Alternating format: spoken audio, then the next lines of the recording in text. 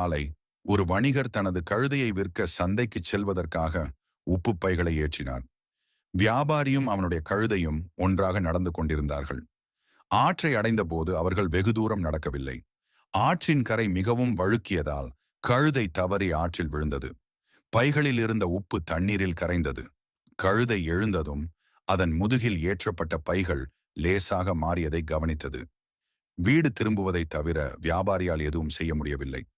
அடுத்த நாள் வணிகர் மீண்டும் தனது கழுதையின் மீது உப்பு பைகளை ஏற்றினார். அவர்கள் வழுக்கும் ஆற்றங்கரையை அடைந்தபோது கழுதை நினைத்தது, நான் தண்ணீரில் விழுந்தால் என் சுமை இலகுவாகிவிடும். அதனால் அது வேண்டுமென்றே ஆற்றில் விழுந்தது. வியாபாரி கழுதையின் தந்திரத்தை உணர்ந்தான். பின்னர் அவர் வீடு திரும்பினார் மற்றும் தனது கழுதையை மீண்டும் ஏற்றினார், இந்த முறை கடற்பாசி பைகளுடன். அவர்கள் மீண்டும் தங்கள் பயணத்தை தொடங்கினார்கள்.